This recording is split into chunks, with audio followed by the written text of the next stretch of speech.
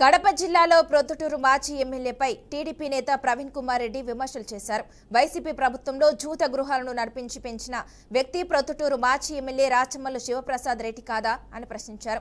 సంక్రాంతి పర్వదినాన రాష్ట్ర వ్యాప్తంగా దాదాపు 1700 కోట్ల రూపాయల జూతం జరిగిందని ఆరోపించారు. ప్రవీణ్ రెడ్డి రాచమల్లును పోలీసు వ్యవస్థను కపటంగా ఉపయోగించారని, తనపై కేసులు ఇప్పటికే నమోదైనవని గుర్తు చేశారు. తమ ప్రభుత్వ హయాంలో పోలీసులు నిష్పక్షపాతంగా విధులు నిర్వహిస్తారన్నారు. ఎక్కడ కూడా అసాంఘిక కార్యక్రమాలను జూదాన్ని పోలీసులు ప్రోత్సహించారని ప్రవీణ్ మండిపడ్డారు.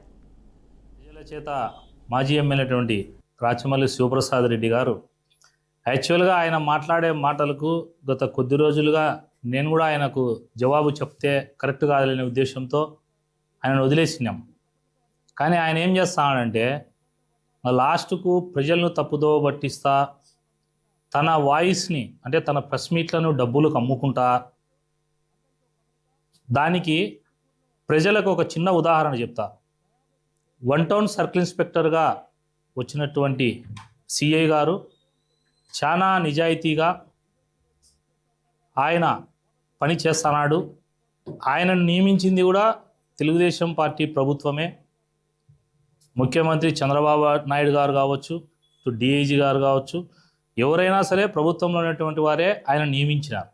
కారణం ఏంటంటే శాంతి భద్రతలు, ఇక్కడ అసాంఘిక కార్యక్రమాలు ఎక్కువ జరగకుండా ప్రజలకి మేలు చేయాలనే ఉద్దేశంతో ఆయనను నియమించినారు. ఆయనను పొగుడుతూ ఈయన ప్రెస్ మీట్లు పెడుతున్నాడు. 100కు 100% సిఐ గారు, 1 టౌన్ సిఐ గారు చాలా హానెస్ట్గా పనిచేస్తున్నారు. అది ఓకే. ఈయన ప్రెస్ మీట్లు పెట్టేదానికి ప్రొద్దుటూరు ప్రజలకు నేను వివరంగా ఈ విషయం తెలియజేయాలనుకుంటున్నా. ఈయన దత్తపుత్రుడు అని చెప్పే వ్యక్తి, ఈయనకు తెలుగుదేశం పార్టీలో ఉన్నటువంటి రహస్య మిత్రులతో డబ్బులు తీసుకొని శ్రీరామ్ అనే సిఐ గారిని ఎట్లా తిరిగి 1 టౌన్ పోలీస్ స్టేషన్ నుంచి ట్రాన్స్ఫర్ చేపియాలా.